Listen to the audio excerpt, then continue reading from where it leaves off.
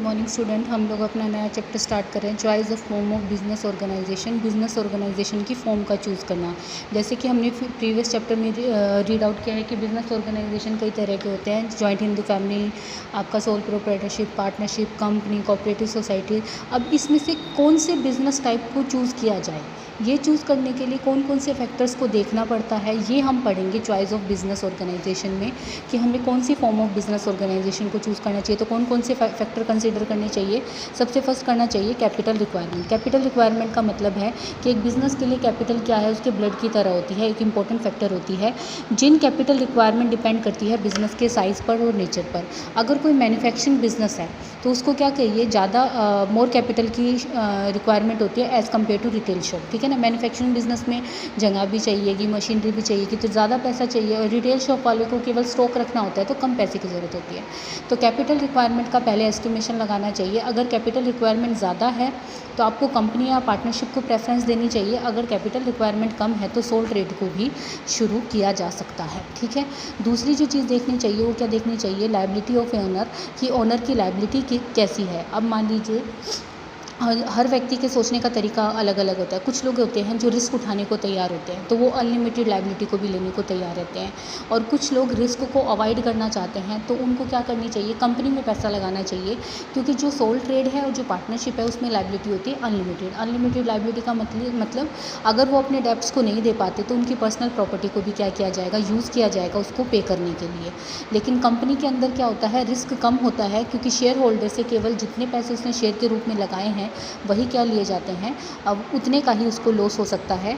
The private property of the owner's business always remain untouch with attach with the business. It means if case loss private property को भी use किया जा सकता है अब उस लॉस को पूरा करने के लिए। लेकिन जो कंपनी है उसके अंदर क्या होते हैं, शेयर होल्डर लाइबल होते हैं केवल जितनी उन्होंने पेमेंट की है।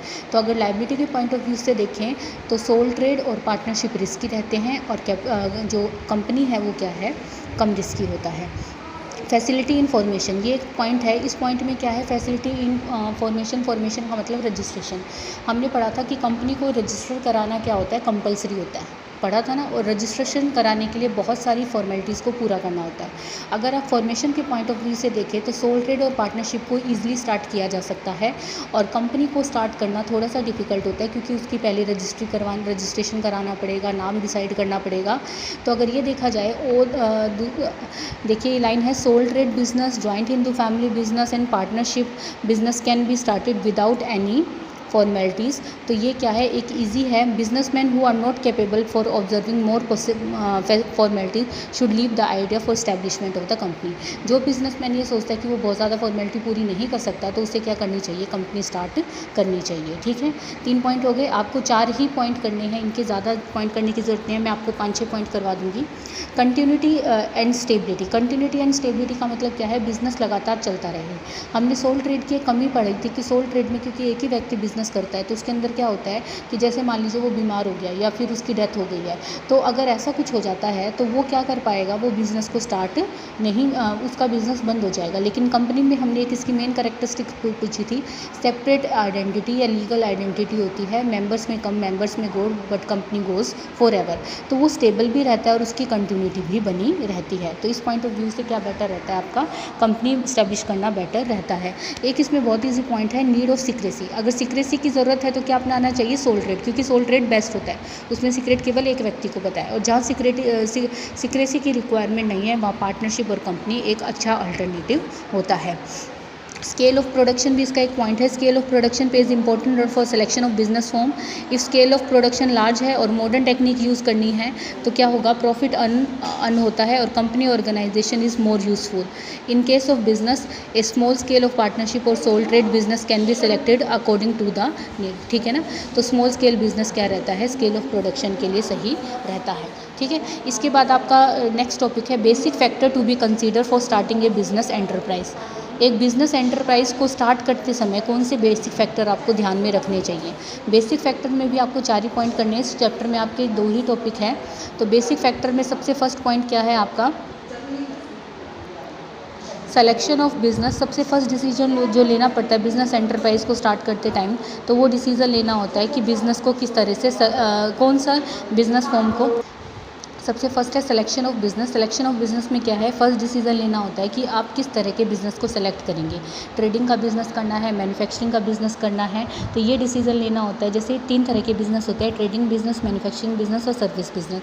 सेल परचेज और फिनिश गुड्स को करना, वो क्या होता है, ट्रेडिंग बिज़नेस। रॉ मटेरियल को फिनिश गुड्स में बदलना, जैसे गन्ने से चीनी बनाना, ये क्या होगा, आपका मैन्युफैक्चरिंग बिज़नेस।